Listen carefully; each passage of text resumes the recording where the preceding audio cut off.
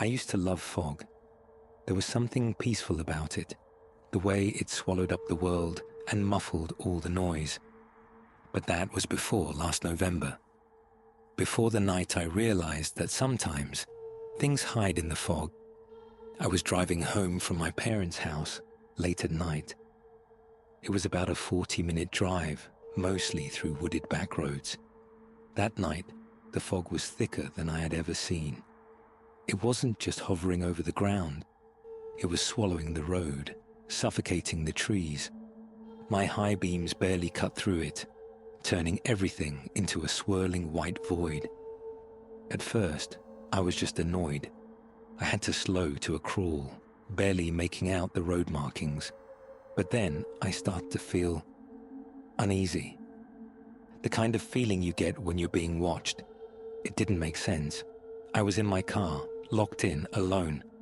But the sensation was undeniable. I wasn't alone. I glanced in my rearview mirror.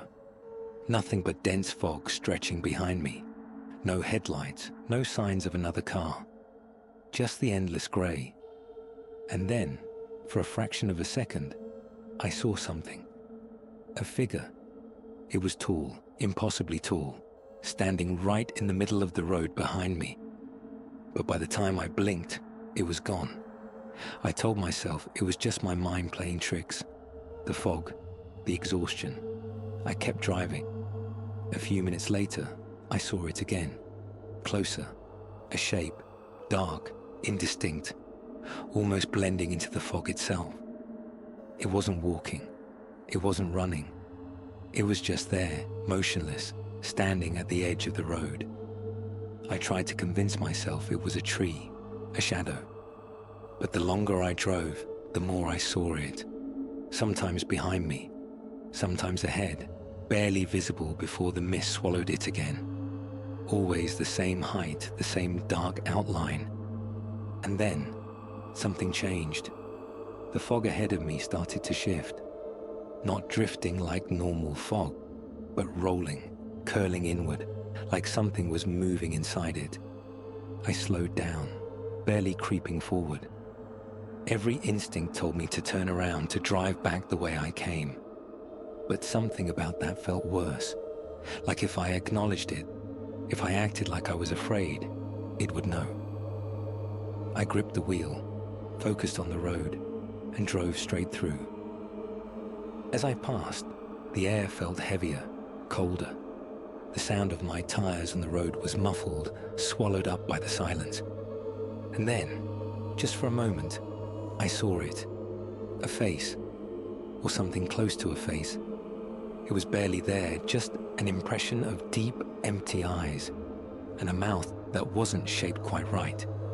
It was watching me, but it wasn't reflected in my mirrors, wasn't standing in the road. It was in the fog itself. And then, just as suddenly as it came, it was gone. The road ahead cleared, the mist thinning as if nothing had ever been there. My stomach was in knots, my hands shaking on the wheel. I didn't stop. I didn't look back.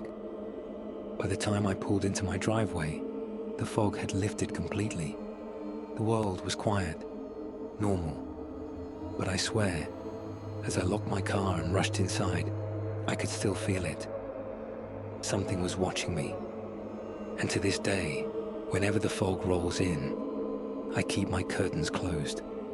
Because I know it's still out there, waiting.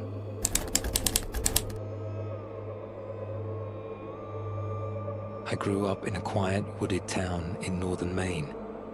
The kind of place where the trees outnumber people and the roads are empty after 9 p.m. It was peaceful, sure, but it could also feel isolating, especially at night, and especially when the fog rolled in. I had always hated fog. There was something about the way it swallowed everything whole, leaving you feeling cut off from the rest of the world. But nothing compared to the night I realized something was in it, watching me. It was late October, and I was driving home from my friend Mike's house. He lived a few miles out of town, down a long, winding road surrounded by thick woods. I had taken that route countless times before, but that night, the fog was unlike anything I'd ever seen. It crept in unnaturally fast, so dense that my headlights barely cut through it. The trees lining the road disappeared into a wall of white. My high beams only made it worse, reflecting back at me like a solid wall. I had to slow to a crawl just to stay on the pavement.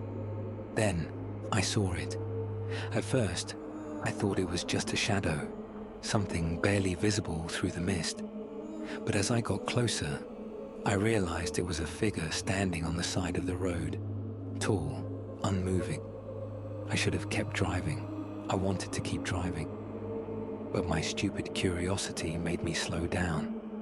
As my car rolled past, I tried to get a better look. The figure was wrapped in fog, like the mist itself was clinging to it.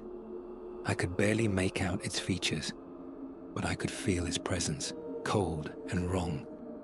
And just as I passed it, I swear I saw it move. Just a slight shift, like it was turning its head toward me.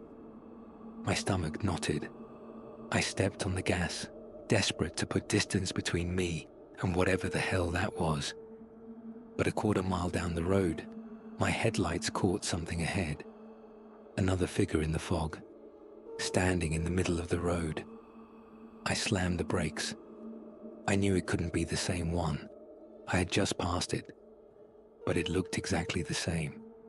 My heart pounded as I swerved around it, barely keeping control on the damp pavement. I didn't dare look at it as I passed. I just kept going, my hands gripping the wheel so hard they ached. The fog only got thicker. The road felt endless, like I was driving in place. My phone had no signal. My radio crackled with static. And then, my headlights flickered, just for a second, but long enough to make my stomach drop. And in that second, I saw them. Figures lining the road on both sides, standing still, wrapped in fog. Dozens of them, maybe more. I didn't stop. I didn't slow down. I just kept driving, heart hammering, eyes locked on the road ahead. Then, just as suddenly as it had appeared, the fog broke. I shot out of it like a bullet, my car skidding onto the familiar stretch of road leading into town. I risked a glance in my rearview mirror. The fog was still there, thick and swirling. But the figures? They were gone. I never took that road again, and I never trusted the fog after that, because sometimes, when the mist creeps in late at night, I get the feeling that something's still out there, watching, waiting.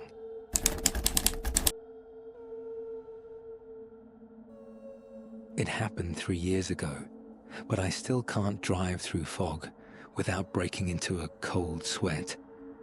I was heading home from my friend Mark's house, a 30-minute drive through winding back roads. It was close to midnight, and the weather had turned strange. One moment, the sky was clear, stars stretching out endlessly. The next, a thick rolling fog crept in, swallowing the road in front of me. I slowed to a crawl, gripping the wheel as my headlights barely cut through the dense white curtain. At first, I chalked it up to normal weather. Maybe the temperature had dropped suddenly, or there was moisture coming off the nearby lake. But then, I saw something move. At the edge of my vision, something dark shifted in the fog. I turned my head, scanning the roadside, but there was nothing, just the swirling mist. My heart thumped harder, but I told myself I was being paranoid. A few minutes later, I saw it again. A shadow in the fog, pacing alongside my car. I pressed the gas instinctively, but I was already going slow, too slow. The road twisted sharply, and I couldn't risk speeding. The last thing I needed was to end up in a ditch. Then my radio crackled. At first, I thought it was just static, but there was something beneath the noise. A whisper, faint, almost melodic. It was a voice, though I couldn't make out the words. My blood turned to ice. I reached for the dial, intending to switch stations. But before I could touch it, the whispering grew louder, more distinct. "You see me." I slammed the radio off and focused on the road, trying to steady my breathing.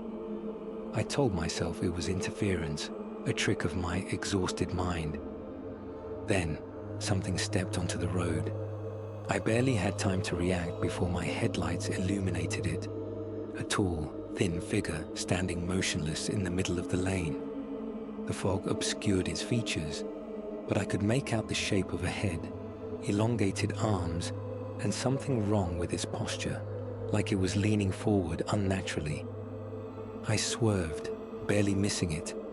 My tires skidded, and for a moment I thought I'd lose control. But I managed to correct the wheel and keep going. My heart pounded so hard I could hear it in my ears.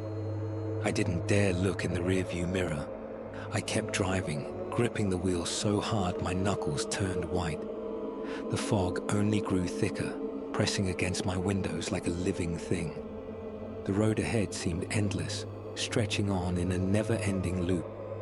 And then, I saw headlights. Relief flooded me. Another car. Maybe I wasn't alone in this nightmare. I flicked my high beams twice, signaling them. But the moment I did, the other car's lights flickered and disappeared. Gone. Just like that. That's when I realized I wasn't on the same road anymore. The trees on either side of me were different. Taller, gnarled, twisted like skeletal hands reaching for the sky. The road, once paved, was now cracked and uneven, as if abandoned for decades. The air inside my car felt heavy, suffocating. And then I saw it again. Not ahead of me, not in my mirror, but beside my car, moving at the same speed I was. I didn't see its face, but I felt its gaze, cold, hollow. I don't know how long I drove like that, my mind screaming at me to wake up, to snap out of it. And then, just as suddenly as it had started, the fog broke. I nearly ran a red light, finding myself back on a familiar stretch of road, just a few miles from my house. The fog was gone. The night was normal again. My radio was silent. I pulled into my driveway and sat in my car for a long time, trying to process what had happened. I told myself it was a hallucination, sleep deprivation, something irrational. But later that night, as I lay in bed, my phone buzzed. A text from an unknown number. "You see me?"